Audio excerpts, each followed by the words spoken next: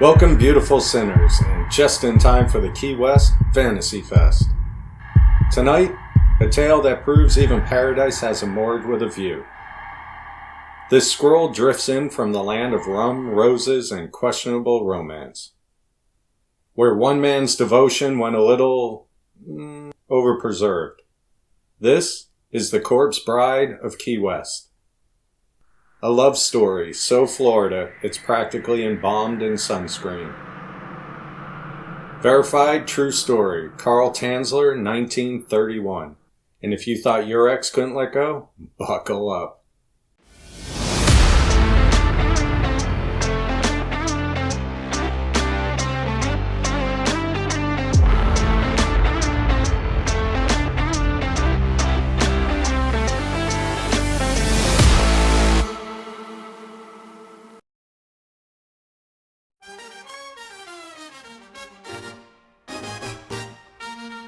At a small hospital perched on the edge of paradise, radiologist Carl Tanzler von Kosel met his obsession.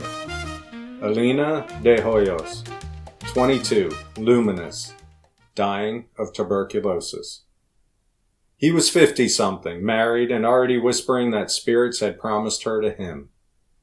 When her medicine failed, he turned to magic. Home remedies, X-ray radiation, and nightly prayers to the afterlife.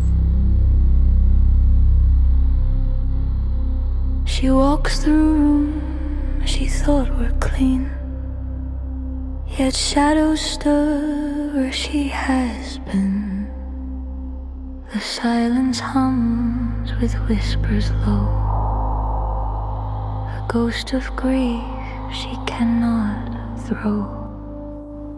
But when Elena's lungs finally quit, Carl's devotion didn't. He paid for her funeral, built her a marble tomb, and quietly pocketed the key. For 2 years he visited nightly, bringing flowers, music, and monologues no one answered. Until one humid night in 1933, he simply took her home.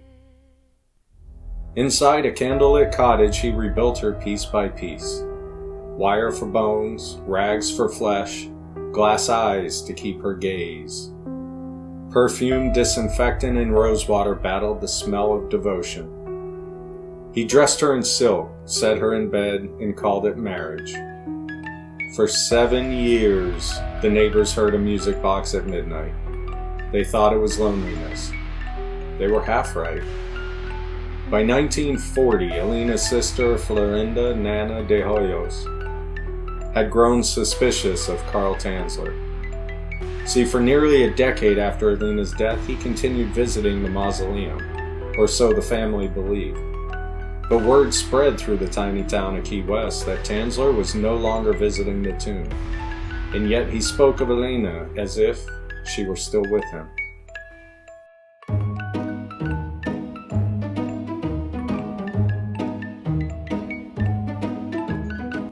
Then came the real giveaway.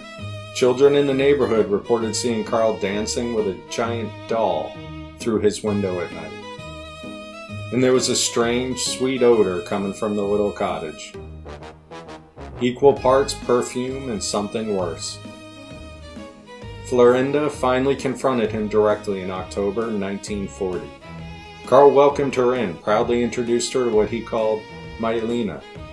That's when Florinda realized she was looking at her sister's preserved corpse, dressed in a gown, seated on the bed, face rebuilt with wax and glass. She fled and called the authorities immediately. Sheriff deputies and a Monroe County medical examiner arrived, confirmed the identity, and arrested Tanzler for maliciously and willfully destroying a grave and removing a body without authorization. Here's what they found. Elena, veiled, bridal, ring on hand, wax on skin. But when the medical examiner finished the examination, the fairy tale lost its last scrap of innocence.